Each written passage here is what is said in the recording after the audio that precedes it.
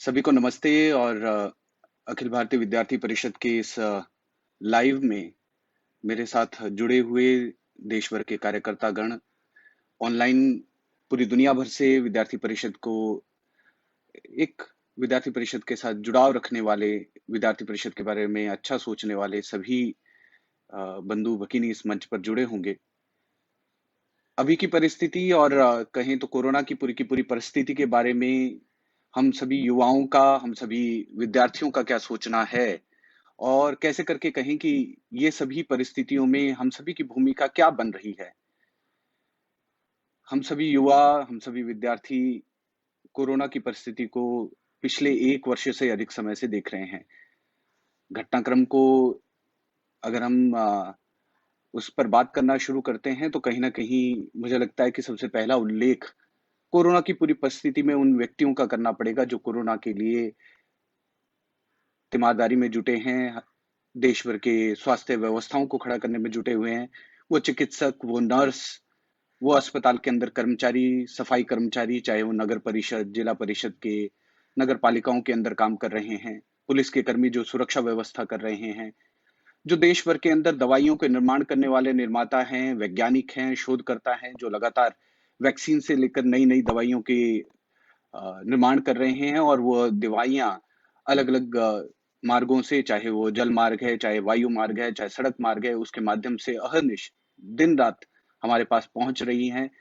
Oxygen की बात करें तो ऑक्सीजन सिलेंडर, उसकी व्यवस्था करने वाले लोग, देश भर के अंदर सप्लाई चेन पूरी की पूरी जो इन व्यवस्थाओं की है, उसको मैनेज करने वाले लोग, स्वास्थ्य विभाग के कर्मचारी, चाहे वो प्रदेशों में हैं, राष्ट्रीय स्तर पर हैं, चाहे विभिन्न विषयों को देख करके उसको एक प्रदेश के स्तर पर, राज्यों के स्तर पर, देश के स्तर पर उसकी चिंता करने वाले वैज्ञानिक, नीति निर्माण करने वाले, सभी का ही मैं उल्लेख यहाँ पर करना चाहूँगा और कोरोना के साथ जो लड़ाई है, उसमें आप सभी की बहुत महती भूमिका है। इसी के साथ वे सभी व्यक्ति भी जुड़ते हैं जिन्होंने पिछले कई दिनों में अपनी देर-देर रात तक बैठ कर के एसएमएस कॉल्स, व्हाट्सएप मैसेजेस के द्वारा, ट्विटर, सोशल मीडिया के द्वारा एक-दूसरे को मैसेज प्रेषित किए हैं। और किसी की मदद चाहिए ऑक्सीजन की तो ना जाने कौन-सा व्यक्ति देश के किसी कोने से मैसेज डाल रहा है कि एसओएस कॉल उनको भोपाल के अंदर चाहिए, एसएमएस कॉल उनको एनसीआर के अंदर चाहिए, एसएमएस करके वो डाल रहे हैं कि उनको अहमदाबाद के अंदर मदद चाहिए, बैंगलोर के अंदर मदद चाहिए, पुणे के अंदर मदद चाहिए। कई बार ऐसा भी हुआ कि 3 कॉल सुनने के बाद हमें मालूम पड़ता कि वे व्यक्ति उस दूसरे व्यक्ति को जानते नहीं है, परंतु वो कहीं मैसेज पढ़ा है और उसको रिले कर रहे हैं और उसी प्रकार देर रात तक हम भी मैसेज सुन रहे हैं, बात कर रहे हैं, व्हाट्सएप पे चैट कर रहे हैं, तो ध्यान में आता है कि एक-दूसरे की मदद करने का यह व्यवहार है, ये आज राजनीतिक पांथिक बाउंड्रीज से बाहर निकल करके एक-दूसरे की मदद करने के लिए लगा है। तो मैं ऐसे सभी युवाओं का, ऐसे सभी व्यक्तियों का, चाहे वो जर्नलिस्ट है, चाहे मीडिया, फ़िल्म कर्मी भी है, हम सभी को उल्लेख आता है कि कैसे अलग-अलग विधाओं में, अलग-अलग क्षेत्र में काम करने वाले लोग एक-दूसरे की मदद करने के लिए मैसेजेस डाल रहे हैं। ये सारा एक-दूसरे के प्रति भ्रातृभाव, बंधुता का भाव, उसके कारण से एक-दूसरे की मदद करने के लिए युवा निकल रहे हैं, तो यह एक अनपैरेलल भी है। जिस प्रकार से अनपैरेलल यह घटना है, जो कोरोना की परिस्थिति बनी है, जो दूसरी वेव में केसेज़ ये लगभग पौने 4 लाख के करीब पहुँचे पिछले 2 सप्ताहों के अंदर 3 बार 4 लाख से ऊपर केसेज़ आए हैं। हम लगातार उस एक बिंदु पर बने हैं, जहाँ 4 लाख के आस-पास केसेज़ अपने हैं। जब मैं इस 4 लाख केसेस की बात करता हूँ और कोरोना की पूरी परिस्थिति की बात करता हूँ, तो कोरोना की पूरी परिस्थिति यह 2019 से उसी कारण से इसका नाम कोविड-19 बना। 2019 में कहीं दिसंबर की शुरुआत में वुहान के अंदर आधिकारिक तौर पे डब्ल्यूएचओ कहता है कि वह वुहान की जो फिश मार्केट है या मल्टी सी फूड मार्केट है, वहाँ पर यह वायरस जंप किया बैट से ये दूसरे जीव में किया और वहाँ से यह तीसरे जीव में आते हुए ह्यूमन तक इसका ट्रांसमिशन हुआ है। कई एजेंसियाँ, कई सिक्योरिटी एजेंसियाँ इसके अंदर कह रही है कि ये शायद कहीं न कहीं इसके अंदर कुछ और मामला भी है, कहीं पर इसके साथ हो रहे ट्रीटमेंट शोध, उनके द्वारा की गई गलतियों के कारण, उनके द्वारा किए गए मिसमैनेजमेंट के कारण या शायद इसके अंदर कोई बैड इंटेंशन भी था, उसके कारण यह हुआ और उसकी पहली जो बीमार थे उसको छुपाया गया और बाद में वो फैलते-फैलते उस स्थान पे पहुँचा जहाँ सी फूड मार्केट के साथ इसका नाम जोड़ा गया। सच क्या है शायद तुरंत हमें ना मालूम पड़े, सच छुपाया गया हो, मालूम नहीं। परंतु अगर बड़ी बात यह कहें कि वुहान से यह प्रारंभ हुआ, तो इसमें कोई दो राय नहीं है। शुरुआती दिनों में हमने देखा कि वुहान में प्रारंभ होने के बाद भारत के अपने ही बच्चे जो वहां पर पढ़ाई कर रहे थे, हम सभी ने देखा कि किस प्रकार उनकी परिस्थिति आई। उन्होंने एसओएस कॉल किया, उनको बुलाया गया। भारत में बीएसएफ जो दिल्ली के पास एनसीआर में उनके लिए रुकने की जगह हुई। उस समय पूरा देश उनके स्वास्थ्य की कामना कर रहा था। परिस्थितियां भारत में भी बदलने लगी। एक एक गिनती से केस बढ़ते गए, केस बढ़ करके लगभग 14 मार्च के करीब पहला निधन कलबुर्गी नामक स्थान पर कर्नाटक के अंदर पहला कोरोना के कारण मृत्यु हुई। उस समय लगा कि कितनी बड़ी भयानक महामारी देश के अंदर आई है और व्यवस्थाओं के मामले में हम बहुत पीछे थे। सभी ने कहा पीपी किट अपने पास देश में नहीं थे, ऑक्सीमीटर देश के पास नहीं थे, हमारे पास मास्क ही नहीं थे, सैनिटाइजर ही नहीं था। तो देश का कौन सा कोना नहीं था जहां लोगों ने मास्क नहीं बनाए?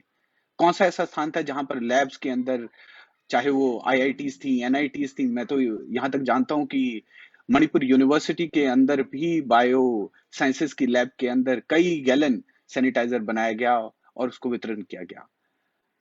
पीएम केयर्स से लेकर के सीएम केयर्स, ऐसा करके कई प्रदेशों में अभियान शुरू हुआ और लोगों ने सहयोग करना प्रारंभ किया। तो किसी फिल्म पर्सनैलिटी ने 25 करोड़ उसके अंदर दान किया। तो देश के अंदर कोने कोने से एक युवती ने असम के अंदर अपने विवाह के लिए जो पैसा इकट्ठा किया है, उसका लगभग 4 लाख या 5 लाख रुपए इकट्ठा किया होगा। उसमें से 1 लाख रुपया उन्होंने सीएम केयर्स के अंदर दिया। इस तरह की कितनी ही चीजें हमारे सामने आई जो उस समय की परिस्थितियों के ऊपर थी। लॉकडाउन का काल जो था, लॉकडाउन के काल में सेवा कार्य बढ़ा, सेवा कार्य के लिए लोग निकले, परंतु मजदूरों के सामने खड़ी हुई समस्या, उनको पलायन करना पड़ा, पैदल निकलना पड़ा, व्यवस्थाएं उस समय खड़ी नहीं हो पाई। और जब रेल चली तो रेल के अंदर भी बड़ी संख्या में लोग गए, केसेस बढ़ने लगे। हमें ध्यान में है कि किस प्रकार 18 सितंबर, लगभग 17-18 सितंबर के करीब सबसे अधिक केसेस भारत के अंदर उस समय रिपोर्ट किए गए। हम लगभग उस परिस्थिति को कहें तो 1 लाख से कम केसेस उस समय थे। ये पहली वेव थी और उसके बाद कहीं न कहीं हम सभी की ज़िम्मेदारी के कारण, हम सभी की समझ के कारण और जो टेस्ट किए गए, जो प्रयोग किए गए, उनके माध्यम से केसेस कम हुए और अक्टूबर-नवंबर का माह वो था जब हमने दोबारा कुछ गतिविधियां प्रारंभ की। कुछ शिक्षा के केंद्रों में पीएचडी स्कॉलर, मास्टर्स के स्टूडेंट वे लैब्स में आने लगे, थोड़ी रिसर्च करने लगे। कुछ परीक्षाएं कुछ प्रांतों में प्रारंभ हो पाई। मुझे ध्यान है कि अप्रैल माह के अंदर भी कई प्रांतों में, अप्रैल 2021 में कई प्रांतों के अंदर 10वीं की परीक्षा या फिजिकली की गई। कई प्रांतों के अंदर कॉलेज की परीक्षाएं अप्रैल माह तक की गई। तो ये परिस्थिति तब बनी थी कि जब हमारे केसेस सितंबर के बाद कम हुए थे और एक कॉन्फिडेंस देश के अंदर बना था। उस कॉन्फिडेंस के बनते हुए परीक्षाएं होना जरूरी था, तो वो परीक्षाएं कुछ मात्रा में हुई। कई टेस्ट होने थे जिनके कारण अगले वर्ष में प्रवेश किया जाना था, तो वो टेस्ट हो पाए, वो एंट्रेंस टेस्ट हुए, विद्यार्थियों को प्रवेश मिल पाया, उनका सेशन देरी हुआ, एक पूरी चर्चा इसके ऊपर थी। ऐसे परिवेश में जब परीक्षाओं का डिले होना, रिजल्ट का डिले आना, अगले वर्ष का सेशन कब प्रारंभ होगा, ये सारी समस्याओं के बीच में जो पॉलिसी सेक्टर में काम करने वाले लोग हैं, जो शिक्षा को देखने वाले लोग हैं, चाहे यूजीसी था, चाहे सीबीएसई, सारी एजेंसियां मिल करके कैसे करके कम से कम सिलेबस 30% सिलेबस कम करके भी 10th class, 12th class, colleges, सभी कोर्सेज का सिलेबस कम किया गया ताकि कोर्स को पूरा किया जा सके और विद्यार्थियों को ऑनलाइन शिक्षा के माध्यम से उनकी एजुकेशन पूरी की जा सके। शिक्षा के ऊपर इम्पैक्ट तो कई मायनों में बहुत लंबा है, मैं इसके ऊपर लंबी चर्चा करूंगा ही और पुनः उसके ऊपर बिंदु पर आऊंगा भी। परंतु जब यह सारी परिस्थिति हो रही थी तो बहुत सारी चीजें अन्य प्रारंभ हुई। शायद थोड़े कार्यक्रम भी प्रारंभ हुए, उत्सव भी प्रारंभ हुए, विवाह कार्यक्रम भी प्रारंभ हुए, सभी पंथों के पांथिक कार्यक्रम, आंदोलन करने वाले लोगों ने बड़े बड़े आंदोलन भी आयोजित किए। कुछ लोगों ने मर्यादाएं रखी, मास्क पहना, कुछ लोगों ने सैनिटाइजर प्रयोग किया। उन सभी परिस्थितियों के बीच में उन्होंने मर्यादाओं का पालन करते हुए चीजों को आगे बढ़ाया। परंतु ध्यान आता है कि कई लोगों ने मास्क का भी विरोध किया। मास्क तो फलाना पार्टी का है, मास्क तो इस विचारधारा का है, जो मास्क का प्रयोग करेगा वो हमारे आंदोलन का सहभागी नहीं है, ऐसे शब्द भी कहे गए। क्या वो ठीक थे? ऐसी चर्चा हमें कभी तो करनी पड़ेगी। किसी ने कहा कि वैक्सीनेशन की चर्चा, और जानकर के हैरानी होगी, वो एक प्रदेश के मुख्यमंत्री थे, उन्होंने कहा वैक्सीनेशन की चर्चा प्रीमेच्योर है, इसलिए वे प्रधानमंत्री की बैठक में नहीं गए। किसी ने कहा कि वैक्सीनेशन यह फलाना पार्टी का है, इसलिए वे जब उस प्रदेश के पुनः मुख्यमंत्री बनेंगे, तो तब जाकर के फ्री में वैक्सीनेशन करेंगे। मायने उस प्रदेश के चुनाव तो अभी नवंबर-दिसंबर में होने हैं, कि उस प्रदेश की जनता क्या 1 वर्ष और रुके वैक्सीनेशन के लिए? जानकर के हर्ष होगा ही कि वैक्सीनेशन तो वहाँ प्रारंभ हुआ है, परिस्थितियाँ अभी भी बड़ी कमज़ोर चल रही हैं। ऐसे में ऐसे नेता भी जो पढ़े-लिखे हैं, जो विश्व स्तर पे काम कर चुके हैं, जो अपने ओजस्वी भाषण के लिए, अंग्रेज़ी की जानकारी के लिए जाने जाते हैं, उन्होंने भी जाने-अनजाने में कोवैक्सीन के ऊपर प्रश्न चिन्ह खड़ा कर दिया और उसको डेंजरस करार दिया। अब सोचिए उसका कितना बड़ा प्रभाव पड़ा होगा युवाओं के ऊपर, बड़ी आयु के ऊपर। मैं एक रिसर्चर का डिटेल्स पढ़ रहा था, उन रिसर्चर ने कहा कि कैसे बड़े-बड़े महानगरों के 60 की आयु से ऊपर के व्यक्ति अभी वैक्सीन कर रहे हैं, जबकि उनकी वैक्सीनेशन पहले से प्रारंभ हो गई थी। कहीं न कहीं वैक्सीनेशन के बारे में प्रश्न खड़ा करना, यह भी बहुत बड़ी गलती अपने से हुई है। वैक्सीनेशन के बारे में प्रश्न कर देने से जिन लोगों को कोमॉर्बिडिटीज़ हैं, जिनकी आयु अधिक है, उनको बचाने के कई कदम हम पहले उठा चुके होते हैं। ऐसे में यह भी प्रश्न किया गया कि जो वैक्सीन बनाने वाले हैं, उनके ऊपर प्रश्न चिन्ह, उनके ऊपर लांछन लगाना, उनको डराना, धमकाना, और आज यह परिस्थिति बनी है कि वैक्सीन को बनाने वाली सबसे बड़ी कंपनी के व्यक्ति भारत में ना होकर के लंदन में आज बैठे हैं। जब ये परिस्थिति बढ़ी तो हमारी लापरवाही, आपको ध्यान होगा, आज के दिन जब हम यह बातचीत कर रहे हैं, उस समय भी विभिन्न प्रांतिक कार्यक्रम या चल रहे हैं और उसमें फिजिकल डिस्टेंसिंग मेंटेन नहीं की जा रही। मैं किसी जर्नलिस्ट से चर्चा कर रहा था कि गलतियां हम सभी की हैं। हम सभी कोरोना, जो मुझे सुन रहे होंगे तो हम सब में से कई होंगे जिन्होंने कोरोना से उबर करके पुनः काम प्रारंभ किया। बीच में शायद हम सभी से कहीं न कहीं थोड़ी ढिलाई रही, उसके लिए उसका इंट्रोस्पेक्शन भी कभी हमें करना पड़ेगा, उसको भी हमें विवेचना करना पड़ेगा, समीक्षा करना पड़ेगा। और वो जो गलतियाँ हुई हैं, उन गलतियों के कारण केस लोड बढ़ता गया। ज़रूर हमारा वैज्ञानिक प्रशासन, हमारे पॉलिसी मेकर्स, हमारे केंद्र सरकार, हमारी प्रदेश सरकारें, हम सभी से प्रश्न पूछेंगे ही। हम ज़रूर विवेचना करेंगे, समीक्षा करेंगे कि कहाँ पर स्थानिक प्रशासन से लेकर के केंद्र सरकार की पॉलिसीज़ के अंदर कमी रही है। परंतु जब 4 लाख के करीब-करीब केसेज़ आ रहे हैं, जब एक-दूसरे की मदद का समय है, तो कितना एक-दूसरे के ऊपर लांछन लगाने के लिए हम समय लगाएँगे और कितना समय हम व्यवस्थाओं को जुटाने के लिए करेंगे। ऑक्सीजन की कमी हो रही है तो ध्यान में आता है कि ऑक्सीजन सिलेंडर एक प्रदेश में आने वाले थे, वह सप्लायर जो था वो सप्लाई करने वाला था, उसका ठेका कैंसल कर दिया गया। उसने कहा कि अथॉरिटीज़ को कहा, उस सरकार को कहा कि सरकार को बताया कि आप मेरा लाइसेंस रद्द कर सकते हैं, परंतु इन हॉस्पिटल्स को मैं ऑक्सीजन देता हूँ, उस ऑक्सीजन का प्रबंध आप पक्का कर लेंगे। परंतु ध्यान में आता है कि अगली ही सुबह ऑक्सीजन की शॉर्टेज का नोटिस उस प्रदेश सरकार को जब हॉस्पिटल ने दिया, तो उन्होंने कहा कि आप नोटिस क्यों दे रहे हैं? सच्चाई ये है कि कहीं न कहीं एक शॉर्टेज ऑफ ऑक्सीजन का एक डोमिनो इफेक्ट किया गया कि एक पर्टिकुलर समय में ऑक्सीजन की कमी ज़्यादा हुई और उस कारण से आज परिस्थिति ऐसी है कि सारे लोग जानते हैं कि ऑक्सीजन के 2-2 सिलेंडर जो सक्षम परिवार उन्होंने अपने पास रखे हैं, उसमें उन्होंने कुछ बहुत गलत करके सोच करके किया है, परंतु अपने परिवार की चिंता करते हुए उन्होंने किया।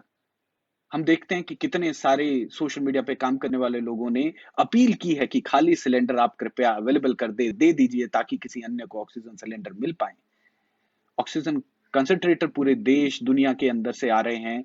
ये हमारी उसी ही पॉलिसी का नतीजा है जहाँ हमने एचसीक्यू, वो महासत्ता ज़रूर अलग शब्दावली का प्रयोग कर रही थी, परंतु हम उसमें विश्वास नहीं करते। हम मैत्री में विश्वास करते हैं, भ्रातृभाव में विश्वास करते हैं, वसुधैव कुटुंबकम के ऊपर विश्वास करते हैं। ज़रूर उसके बारे में कई लोगों ने कमेंट किया होगा कि वसुधैव कुटुंबकम यह उनके मामले में या उनकी सोच में छलावा होगा, परंतु भारत की सोच में छलावा नहीं है। भारत की सोच में उसमें सच्चाई है। इसीलिए एचसीक्यू भी पूरी दुनिया को उपलब्ध कराने का काम भारत ने किया। अब जब वैक्सीन बनी, एक राजनेता प्रश्न कर रहे हैं कि आपने वैक्सीन 90 देशों को क्यों दी? आप सोचिए वो छोटे-छोटे देश, क्या उनको जीने का अधिकार नहीं है? हमारी परिस्थिति, उस समय केसेस बढ़ रहे थे। ये सच्चाई है, इससे कोई मना नहीं कर सकता, परंतु जो वैक्सीन भारत में बन रही थी, केवल भारत के लिए ही थी कि पूरी दुनिया की प्रोडक्शन के लिए थी, तो शायद हमारी ज़िम्मेदारी और जिस तरह से वो टेंडर लिया गया तो पूरी दुनिया के लिए था। भारत के अंदर आज ज़िम्मेदारी और आज आवश्यकता है, तो नए सॉल्यूशन ढूँढने की आवश्यकता है। एक अपील यह भी हो रही है कि भारत बायोटेक और एस्ट्राज़ेनेका के माध्यम से जो सीरम इंस्टीट्यूट है, ये दोनों वैक्सीन बना रहे हैं। दुनिया भर की वैक्सीन निर्माता है, चाहे स्पुतनिक है, फाइज़र है, मॉडर्ना है, वो वैक्सीन बना रहे हैं और उनके पेटेंट के बारे में यूएस गवर्नमेंट ने एक अ, छूट देने का निर्णय किया है। ईयू के अंदर भी उस छूट के बारे में बात हो रही है। तो कहीं इन वैक्सीन निर्माताओं ने आगे बढ़ कर के अलग-अलग कंपनियों के साथ मिल कर के वैक्सीन की निर्माण की यह प्रोडक्शन ये बढ़ाना चाहिए। इसको किसी ने कहा है कि यह वॉलंटरी लाइसेंसिंग के ऊपर हो सकता है। वे ज़्यादा अ, वैक्सीन निर्माताओं से मिलें। क्या भारत इसके ऊपर कदम उठा सकता है? इसके बारे में सोचने की आवश्यकता है। शायद ये अपील भी हमें सरकारों से आने वाले समय में करनी पड़ेगी और मुख्यतः हमें केंद्र सरकार से करनी पड़ेगी। भारत बायोटेक जैसी कंपनी है, जो भारत की ही है, उनसे भी हमें अपील करनी पड़ेगी कि एक समय के बाद अधिक वैक्सीन निर्माण हो सके, इस बारे में हमें प्रयास करना पड़ेगा। जब ये पूरी परिस्थिति इस तरह से बनी है, तो सेवा करने के लिए जो लोग सामने आ रहे हैं, तो आज के समय में भी हम देखते हैं कि केरल के अंदर जहाँ निरामया ब्लड डोनेशन का काम विद्यार्थी परिषद के कार्यकर्ता कर रहे हैं। बैंगलोर के अंदर रेड क्रॉस के साथ मिल करके, कर्नाटक के अंदर, बेंगलुरु के अंदर, अन्य स्थानों का रेड क्रॉस के साथ मिल करके हॉस्पिटल एडमिनिस्ट्रेशन से लेकर के सेवा कार्य में कार्यकर्ता लगे हैं। पूरे देश भर के अंदर हेल्पलाइन, चाहे वो तमिलनाडु हो, चाहे वो पूर्वोत्तर के राज्य हों, वहाँ पर हेल्पलाइन के माध्यम से समस्याओं को सुन करके उसको जवाब देने का काम विद्यार्थी परिषद के कार्यकर्ता कर रहे हैं। कई संगठन इसमें लगे हुए हैं। मैं विद्यार्थी परिषद का उल्लेख इसलिए कर रहा हूँ कि विद्यार्थी परिषद के मंच पर से अभी मैं बात कर रहा हूँ आप सभी के साथ। उसी प्रकार से महाराष्ट्र के अंदर बाइक पर से कोरोना पेशेंट को ले जाने का काम पुणे के कार्यकर्ताओं ने प्रारंभ किया और अभी पुणे के अंदर कोविड हॉस्पिटल में संघ सेवा भारती के साथ मिलकर के जो काम कर रहे वॉलंटियर है वो विद्यार्थी परिषद के हैं। गुजरात के कार्यकर्ताओं का विशेष उल्लेख है। 6 हॉस्पिटल्स के अंदर पिछले लगभग 1.5 महीने से लगातार सेवा देने का काम वहां के कार्यकर्ता कर रहे हैं। उसी प्रकार अस्पतालों में सेवा देने का काम, भोजन वितरण करने का काम, वहाँ पर उनकी सहायता करने का काम।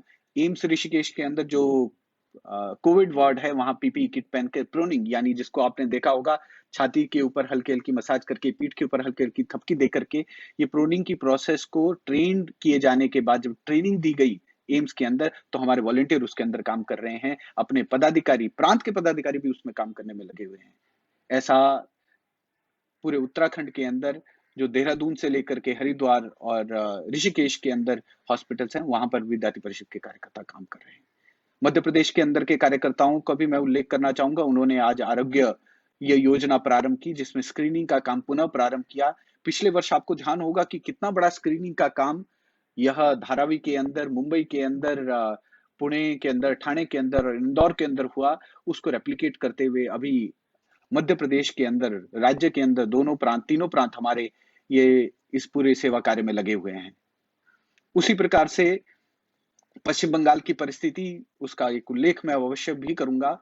वहां पर भी सेवा कार्यकर्ता जब चुनावों की कैंपेनिंग पूरी पॉलिटिकल पार्टीज कर रही थी, हम भी 100% मतदान के बारे में आग्रह कर रहे थे, डेमोक्रेसी को आगे लाने की बात कर रहे थे। उस समय अपना सेवा कार्य चल रहा था। जब मैं बंगाल का उल्लेख कर रहा हूं तो बंगाल की परिस्थिति एक अलग हमारे सामने है। बंगाल की परिस्थिति अलग ऐसे है कि चुनाव होने के पश्चात हिंसाचार जो हुआ है, उसके बारे में जब हमने बैठकें की, कार्यकर्ताओं से ऑनलाइन जुड़ने की बात जानी, तो ध्यान में आता है कि लगभग 95% विद्यार्थी परिषद के पदाधिकारी, उनके घरों में हमले हुए हैं, उनको धमकियाँ दी गई हैं। विद्यार्थी परिषद के छात्रा कार्यकर्ताओं को फ़ोन के ऊपर धमकी दी गई है, उनको देख लेंगे, इस तरह की धमकी दिए जाने का काम हो रहा है और शर्म की बात है, ये सारी धमकियाँ उनको उनके आस-पड़ोस के पड़ोसी, गाँव के ही व्यक्ति जो टीएमसी के साथ जुड़े हुए हैं, वो सारे लोग दे रहे हैं। पुराने केसों को निकालने की कोशिश हो रही है ताकि एक एक आवाज को दबाया जा सकते। विद्यार्थी परिषद का प्रदेश के पदाधिकारी उनके ऊपर दबाव बनाने की काम हो रही है कि भाई तुमने विद्यार्थी परिषद के कार्यकर्ताओं ने डेमोक्रेसी को बचाने के नाम पर यह पूरा कैंपेन किया। इस कारण से उनकी मुख्यमंत्री यह नंदीग्राम में हारी है। इसका उनको बहुत बड़ा दुःख है और उस कारण से वो हमले कर रहे हैं। हमलों में अत्याचार की घटनाएं रेप की घटना हमारे सामने ध्यान में आई और नेशनल कमीशन फॉर वुमेन की चेयरमैन श्रीमती रेखा शर्मा जी, वे वहां पर विजिट करने भी गई, उनकी जानकारी में भी वो आया। घटनाएं हत्या की, लूट की, आगजनी की, ये सारे हमारे सामने आ रही हैं। उससे कई गुना ज्यादा एक फियर साइकोसिस खड़ा किया जा रहा है कि कोई भी ऐसा विरोधी विचार का व्यक्ति नहीं होगा जिसको डराने का काम नहीं किया गया। जो जीते हुए एमएलए उनके ऊपर हमले हुए हैं, जो चुनाव लड़ने के लिए व्यक्ति गए, वो अपनी कॉन्स्टिट्यूंसी में जा रहे थे, उनके ऊपर हमला हुआ। इतना ही नहीं, देश के minister of state for foreign affairs, cabinet यानी केंद्र सरकार के मंत्री, उनकी गाड़ी के ऊपर हमला हुआ और उसमें उनकी एक महिला जो उनकी सहयोगी कर्मी है, उनके ऊपर भी चोट आई। इतना एक पूरा दहशत का वातावरण उस प्रदेश के अंदर बनाया गया। लूपहोल्स निकाले गए, लूपहोल्स इस तरह निकाले गए कि जब तक शपथ नहीं लेंगे उससे पहले ऐसा वातावरण बना दिया जाए ताकि अगर कभी प्रेसिडेंट रूल की बात आए तो वो यह कह सके कि भाई हम तो शासन में ही नहीं थे, एडमिनिस्ट्रेशन चला रहा था, मैं तो मुख्यमंत्री नहीं थी। और यही पॉइंट गवर्नर ने भी कहा था कि कैसी एक परिस्थिति ये बनी हुई है कि हमको जज करना चाहिए कि ताकत किसके पास थी, ये नहीं देखना चाहिए कि ताकत ऑन पेपर किसके पास थी, ताकत कौन यील्ड कर रहा था। ये भी तो एक अंडरस्टैंडिंग है। और जर्नलिज्म का एक लेवल उन्होंने अपील किया कि जर्नलिस्ट को उस लेवल के आगे जाकर के जज करना चाहिए और परिस्थितियों को ग्राउंड से एनालाइज करना चाहिए। हमें ध्यान है कि कई जर्नलिस्ट अभी भी कोलकाता के अंदर बने हुए हैं और घटनाओं को जमीन से रिपोर्ट कर रहे हैं। जब यह पूरी घटनाएं हो रही हैं तो वहीं पश्चिम बंगाल के अंदर देश की सबसे ज्यादा पॉजिटिविटी रेशो आ रही है, पॉजिटिविटी के नंबर्स आ रहे हैं। विद्यार्थी परिषद के कार्यकर्ता जो सेवा कार्य के लिए लगे थे, जब विद्यार्थी परिषद के कार्यालय पर ही हमला हो गया, उसको बंद करने की परिस्थिति बन गई, पदाधिकारियों के ऊपर हमला किया गया, पदाधिकारियों को डराया गया, तो एक मैं कहूं कि एक धक्का पूरे प्रदेश भर में हमारे सेवा कार्यों को लगा है। हम चाहते हैं कि जल्दी से जल्द अपने कार्यकर्ता पुनः सेवा कार्य में लग पाए, वो परिस्थिति लॉ एंड ऑर्डर की वहां स्थिर हो पाए। हम सेवा कार्य के लिए जो अभी दिख रहा है कि सबसे आवश्यक काम पश्चिम बंगाल में सेवा कार्य अगले दिनों में है, परंतु अगर वहां की सरकार पॉलिटिकल वेंडेटा के ऊपर ही पॉलिटिकल वो एक भय का वातावरण फियर साइकोसिस रहेगी, तो सेवा करने वाले हाथ कम पड़ेंगे और उसकी हानि कहीं ना कहीं समाज को ही होगी। ये बहुत बड़ा प्रश्न आज खड़ा हुआ है। आसपास के प्रांतों के अंदर बंगाल से निकले हुए शरणार्थी यह असम पहुंचे हैं, ये बिहार पहुंचे हैं, झारखंड पहुंचे, उड़ीसा पहुंचे हैं। असम के अंदर उसकी एक रिपोर्टिंग हुई है, पर अन्य स्थानों में उसकी एक प्रॉपर रिपोर्टिंग नहीं हो पाई। ये भी अपील एक मीडिया के साथ हमें करनी चाहिए कि ऐसे स्थानों पर जो लोग कोरोना की परिस्थिति में निकल करके बाहर आए हैं, उनकी आज क्या स्थिति है। मैं बाकी प्रदेशों में कोरोना की परिस्थिति के ऊपर वापस आऊंगा, तो देखते हैं कि उत्तर प्रदेश के अंदर, बिहार के अंदर केसेस बढ़ रहे हैं, केसेस के बढ़ने का प्रमाण अभी भी यह चला हुआ है। दिल्ली के अंदर हम एक स्टेबल स्थान पे नहीं पहुंचे हैं, अभी भी वह पूरी परिस्थिति वहां पर बनी हुई है। उस परिस्थिति का कारण यह भी है कि वो एक बहुत बड़ा अर्बन कॉन्ग्लोमरेट जैसा है कि जिसमें हरियाणा का भी क्षेत्र आता है, जिसमें उत्तर प्रदेश का भी क्षेत्र आता है, दिल्ली की नेशनल कैपिटल टेरिटरी भी है। अगर हम देखते हैं, मैं कुछ दिनों पूर्व कार्यकर्ताओं से बात कर रहा था, अपने एक वरिष्ठ कार्यकर्ता से बात करते हुए उन्होंने कहा कि हरियाणा में उनके गांव में भी केसेस आए हैं और वहां पर भी कोरोना के कारण मृत्यु हुई है। सबसे बड़ा भय अगर आज के समय में है तो दूर दराज के क्षेत्रों में, बस्तर के क्षेत्र में भी केसेस मिल रहे हैं, तो पहाड़ों में उत्तराखंड, हिमाचल, जम्मू कश्मीर, पूर्वोत्तर के प्रदेशों में केसेस मिल रहे हैं। जो ये केसेस गांव-गांव में दूर-दराज के क्षेत्रों में मिल रहे हैं, जहां पर स्थानिक पीएचसी ही है, कम्युनिटी जो हेल्थ सेंटर होता है सीएचसी, वो थोड़ा दूरी पर है। ऐसे स्थानों के अंदर हमारे पब्लिक हेल्थ की स्ट्रक्चर के बारे में जरूर हमें रिविजिट करना पड़ेगा और आगामी दिनों में उसकी एक समीक्षा की आवश्यकता होगी ही। अभी के समय में हम सभी से एक बहुत जिम्मेदारी की आग्रह हो रहा है। वो जिम्मेदारी का आग्रह ये हो रहा है कि ऐसे पूरे परिवेश के अंदर हमारी सभी की जिम्मेदारी क्या हो। मैं एक मित्र से चर्चा कर रहा था, हमारी कोरोना की परिस्थिति में बातचीत करते-करते, व्यवस्थाओं के बारे में बात करते हुए, पूरी वैश्विक परिस्थिति कैसे पलट गई है, इसके बारे में बात करते हुए उन्होंने एक बहुत सुंदर उद्धरण किया, उन्होंने लेनिन को कोट किया। आप सोच रहे होंगे मैं लेनिन को क्यों कोट कर रहा हूँ, परंतु वो कोट बहुत इंपॉर्टेंट है इसलिए कोट कर रहा हूँ। उन्होंने कहा कि कई बार sometime nothing happens in decades and sometime decades happen in few weeks. कि कई बार दशक वो बीत जाते, कुछ होता नहीं है। कई बार पूरे के पूरे दशक वो हफ्तों में बीत जाते हैं। यानी जो दशकों में घटनाएं होनी होती है, वो कुछ सप्ताहों में हो जाती है। शायद हम ऐसी परिस्थिति में आज के समय में हैं, जहां दशकों की चीजें जो होनी होती है, वो कुछ सप्ताह में हो गई। इसके नेगेटिव अगर कहें तो जितना हमारे स्वास्थ्य परिस्थितियों के ऊपर दबाव पड़ा है, जितना हम अपने करीब के व्यक्तियों को कोरोना से ग्रसित होता हुआ पा रहे हैं, कई घरों के अंदर अपने करीबी बंधु-बांधवों को हमने खोया है, तो ये परिस्थिति भी बनी है। वहीं दूसरी ओर ऐसा भी ध्यान में आता है कि देश के एक उद्यमी ने जब तय किया कि वो अपने पेट्रोलियम उत्पादन की बजाय ऑक्सीजन उत्पादन पे ध्यान देगा, तो वो 11% ऑक्सीजन देश के अंदर बना रहा है और केवल अपनी एक रिफाइनरी के अंदर से वो बना रहा है। देश के ऐसे क्षेत्र में उसकी सेवा करने के लिए कोई एक व्यक्ति आगे आ रहा है। दूसरे उद्यमी ने किया तो उसने अपने अ अ, जो समुद्री बेड़ा है, उस समुद्री बेड़े में से ऑक्सीजन को लाने का काम किया।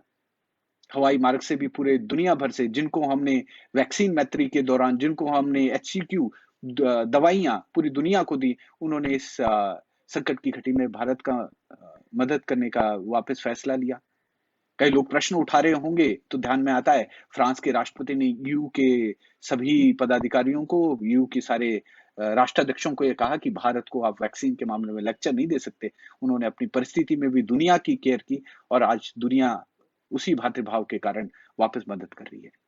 कई मामलों में इंडिपेंडेंस होना ज़रूरी भी है और इंटरडिपेंडेंस यह भी आवश्यक है। ये दोनों के बीच में ही आगे बढ़ते हुए हमें जाना ही है।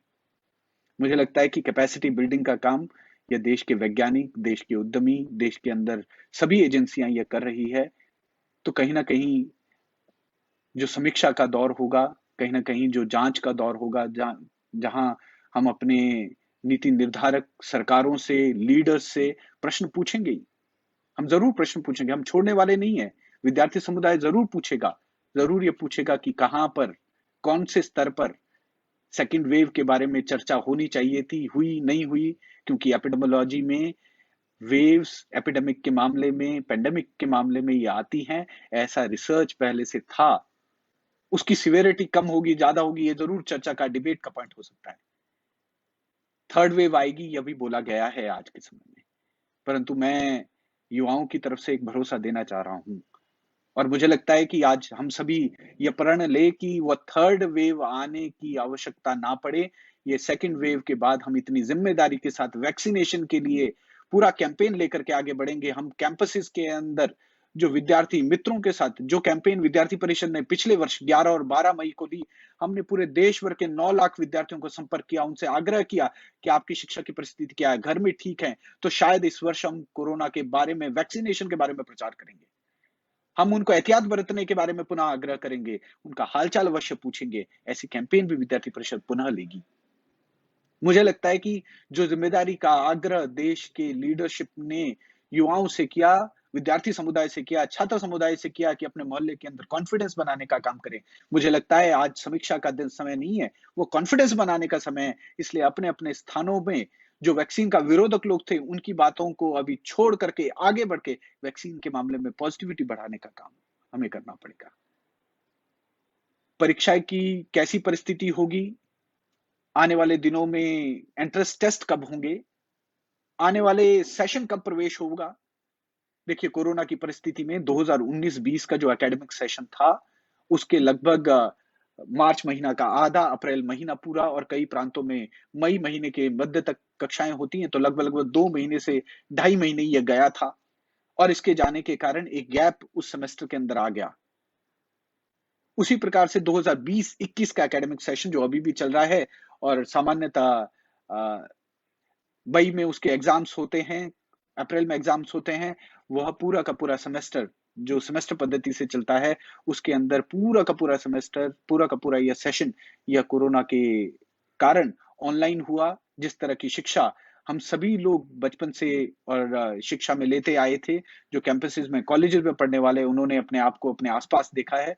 तो ऐसी परिस्थिति में ऑनलाइन शिक्षा के माध्यम से ही क्लासेस हो पाई। मुझे लगता है कि आने वाले जो सभी वैज्ञानिक भी कह रहे हैं कि यह परिस्थिति 21-22 के एकेडमिक सेशन में भी लगभग अगले 3 से 4 महीनों तक ऐसी रहेगी कि हमें ऑनलाइन शिक्षा ही लेनी पड़ेगी और शायद कब जैसे परिस्थिति होगी जब थोड़ी मात्रा में कक्षाओं के शुरू होने की कॉन्फिडेंस पुनः आ पाएगा, वैक्सीनेशन वहां तक पहुंच पाएगा और कक्षाएं शुरू हो पाएंगी। कई मायनों में ये चर्चा अभी के लिए बेमानी भी है क्योंकि अभी सभी के स्वास्थ्य की चिंता करना आवश्यक है, इसलिए फिजिकली परीक्षाओं को उनको डेफर करने की आवश्यकता है। यह भी एक आवश्यकता है कि परीक्षाओं के मामले में ऑनलाइन परीक्षा भी अगर लेनी है, तो क्या अभी मेंटल स्टेटस इस मई माह के अंदर हम सभी का भी बना है क्या? तो शायद ये एक अपील भी होगी कि ऑनलाइन परीक्षाएँ भी कुछ देरी से ही प्रारंभ हो क्योंकि एक मनों के अंदर जो एक पॉज़िटिविटी आने की आवश्यकता है, जिस कारण से युवाओं को, विद्यार्थियों को कॉन्फिडेंस होगा कि वे परीक्षाओं के अंदर पुनः उतर पाएँ। ये दौर वो भी है जहाँ पर हम इंट्रोस्पेक्ट करेंगे कि शिक्षा की गुणवत्ता के बारे में, शिक्षा का जो पठन-पाठन की प्रक्रिया थी, जिसको पिछले 1.5 वर्षों में पूरा एक इम्पैक्ट कोरोना के कारण हुआ है, उसके कारण से शिक्षा का लॉन्ग टर्म कितना बड़ा इम्पैक्ट हुआ है। हायर एजुकेशन में शायद हम कोई कोर्स, शायद कोई एक छोटा सर्टिफिकेट प्रोग्राम, शायद 1 सप्ताह माफ़ी चाहता हूँ, 1 वीक, 2 1 माह, 2 माह के लिए हम विद्यार्थियों को कैंपसेस में बुला पाएँ और एक शॉर्ट टर्म क्रैश कोर्स उनको दे पाएँ। परंतु स्कूली शिक्षा के अंदर होने वाले इम्पैक्ट के बारे में अगर हम सोचेंगे, तो पिछले वर्ष जिन्होंने 10वीं की परीक्षाएँ लिखी, इस वर्ष जो 10वीं की परीक्षा में थे, पिछले वर्ष जो 12वीं की परीक्षा दे रहे थे, इस वर्ष जो 12वीं की परीक्षा दे रहे हैं और आने वाले वर्ष में जो 12वीं में हैं, आने वाले वर्ष में जो 10वीं की परीक्षा में गए हैं, जिसको न्यू 10th कहा जाता है, ऐसे सभी विद्यार्थियों के सामने बहुत बड़ा प्रश्न चिन्ह है कि ये 10वीं और 12वीं की कक्षाएँ बहुत इम्पोर्टेंट कक्षाएँ मानी जाती है हमारे स्कूली सिस्टम के अंदर। उनके सामने ऑनलाइन एजुकेशन के माध्यम से ही वो गए हैं।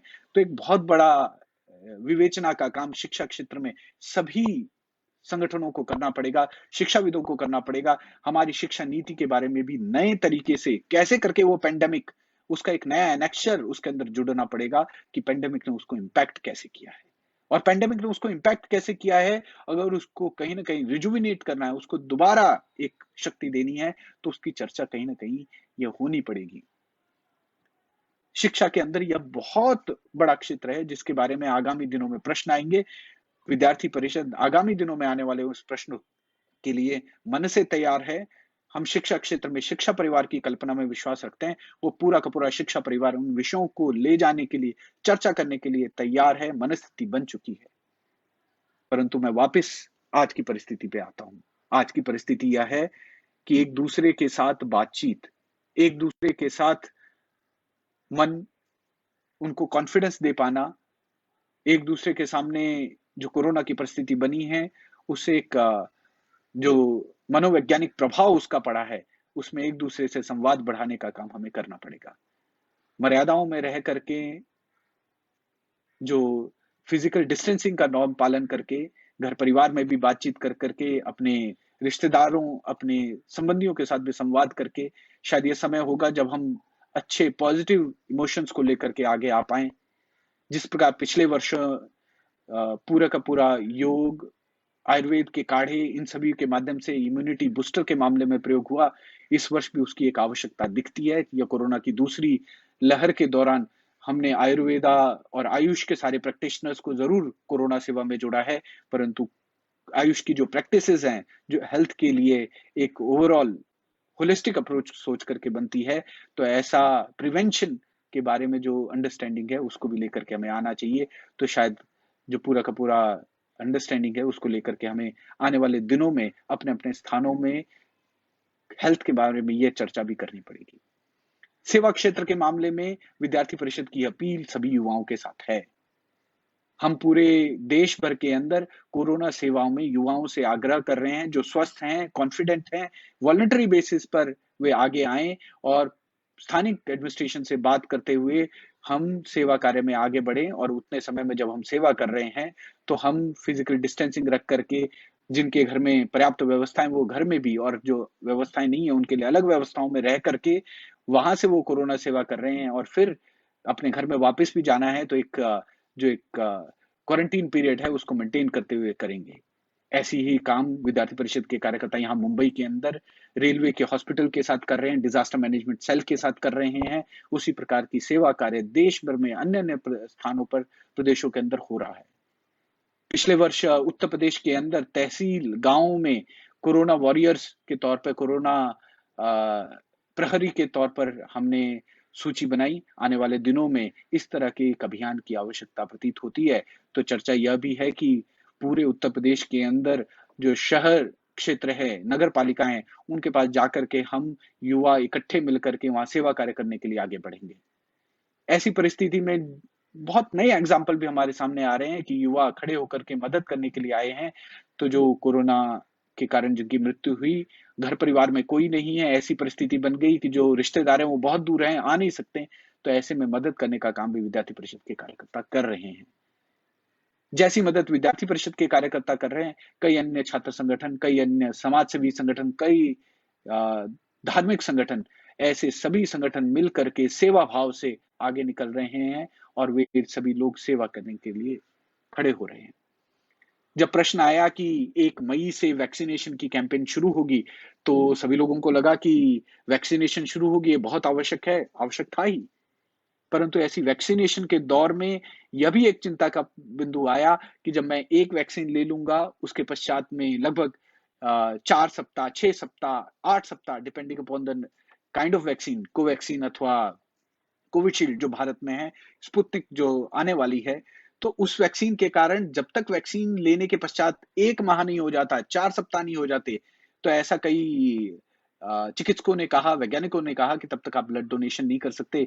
वैसे ही भारत में ब्लड डोनेशन ये वॉलंटरी होता है, बहुत कम परसेंटेज में लोग डोनेट करते हैं और ऐसी परिस्थिति में जब वॉलंटरी डोनेशन करने वाली जो सबसे बड़ा क्राउड है, यानी 18 से 45 का, वही डोनेट नहीं कर पाएगा क्योंकि उसको वैक्सीन लग चुकी होगी या वैक्सीन के दौर में होगा, तो बहुत बड़ी आवश्यकता है कि वो डोनेशन यानी वैक्सीन करने से पहले डोनेट करें। तो ये विद्यार्थी परिषद ने अभियान लिया। मुझे बहुत खुशी है कि विद्यार्थी परिषद के कार्यकर्ता पूरे देश भर के अंदर इस वैक्सीनेशन प्रोग्राम के अंदर लगे हुए हैं और हर दिन हजारों की संख्या में प्रांतों के अंदर से डाटा नंबर्स आ रहे हैं और आने वाले दिनों में जो ये परिस्थिति जिसके बारे में एक शंका कई पॉलिसी फ्रंट पर लोगों ने की, उसको पूरा करने का काम विद्यार्थी परिषद जैसे संगठन ये कर देंगे। प्लाज़्मा के बारे में चर्चा हो रही है। प्लाज़्मा यानी जिनको कोरोना हुआ है और कोरोना होने के पश्चात एक काल तक एंटीबॉडीज़ रहती है, इसलिए आप प्लाज़्मा डोनेट करने के लिए जाते हैं। ऐसा प्लाज़्मा डोनेशन का भी काम युवा कर रहे हैं, विद्यार्थी कर रहे हैं। आने वाले दिनों में यह प्लाज़्मा डोनेशन का काम भी चलता रहेगा और ऐसे में सभी संगठन ये प्लाज़्मा डोनेट करते हुए जिनको आवश्यकता है उनकी मदद करेंगे। पूरे देश भर में पुनः ऑक्सीजन से लेकर सारी परिस्थितियों में, जो व्यवस्थाओं में एक अपील हो रही है। एक-दूसरे की मदद करने के लिए लोग आ रहे हैं। ऑक्सीमीटर अगर किसी के पास है, तो वह शेयर किया जा रहा है, जो स्वस्थ हो रहा है वो दूसरे सामाजिक संगठनों के माध्यम से अन्य जो व्यक्ति हैं, जो अस्वस्थ फ़ील कर रहे हैं, उनको भी ऑक्सीमीटर दे रहे हैं। ऐसे भी कई प्रयोग कई प्रांतों में चल रहे हैं। इसलिए इस पूरे परिस्थिति को देखते हुए अगर हम कहें, तो आज के समय में पुनः छात्रों और युवाओं के सामने एक बहुत बड़ी अपील है।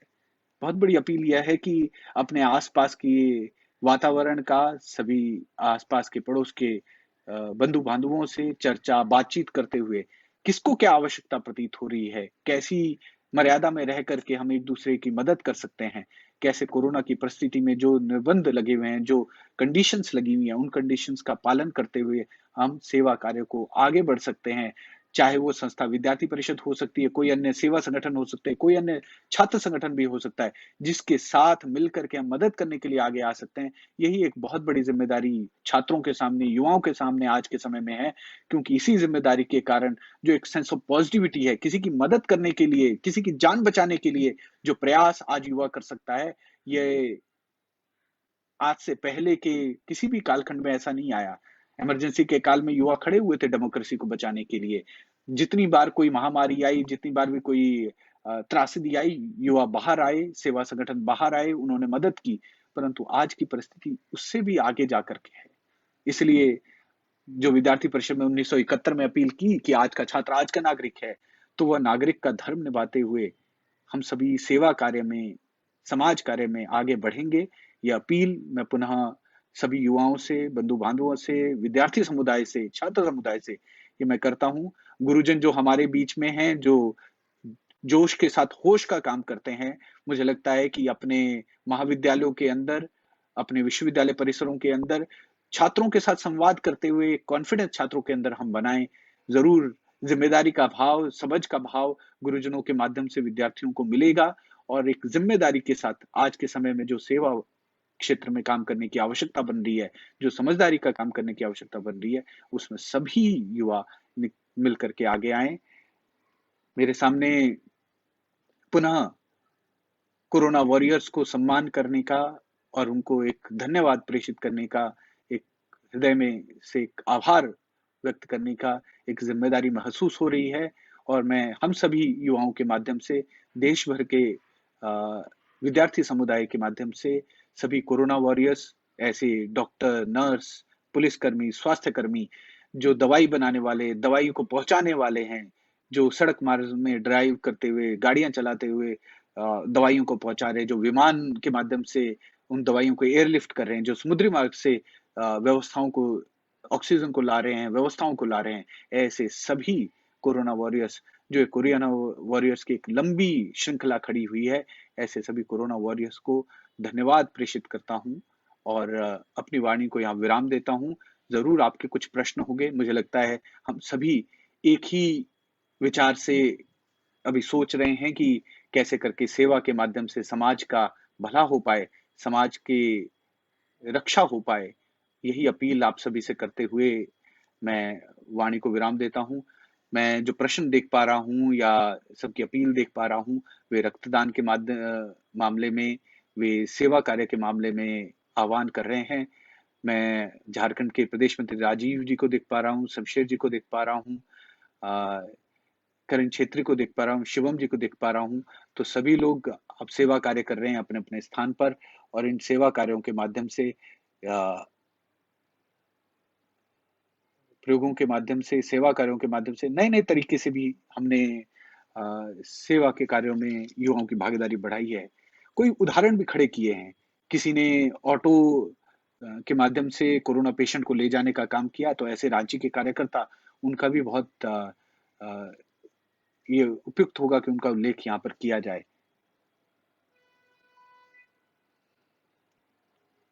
योग और आयुर्वेद के विद्यार्थी उन्होंने जो क्वारंटीन पेशेंट है उनके लिए कौन से योग के प्रयोग है जो वो कर सकते हैं। इस तरह की भी कक्षाएँ, ज़ूम कक्षाएँ, ऑनलाइन कक्षाएँ चलाई हैं।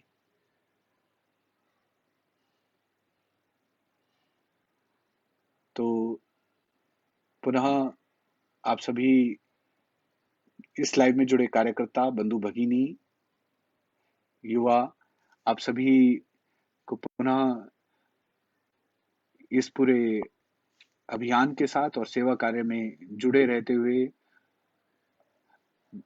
भगवान से मैं कामना करता हूँ कि शक्ति दे और इस सेवा कार्य में हम अधिक से अधिक आगे बढ़ते हुए जितनी जानों को बचाने का काम हम कर सकते हैं, वह काम में हम जुटेंगे।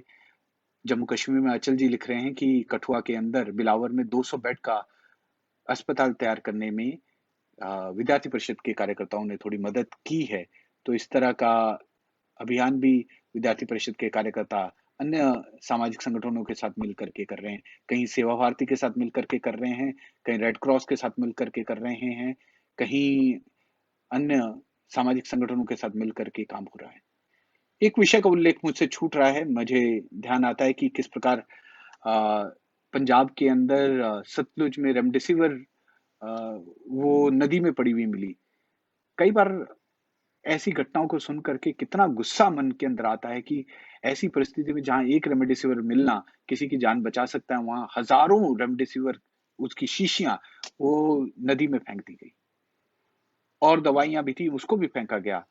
तो मन के अंदर गुस्सा आना यह जायज़ होता है कि ऐसी परिस्थिति में सरकार को उनके ऊपर कार्रवाई करनी चाहिए, केस रजिस्टर करना चाहिए और जाँच करनी चाहिए कि कौन ऐसे व्यक्ति हैं जिन्होंने जो जीवन बचाने वाली दवाइयाँ हैं, उनको फेंका वहाँ पर।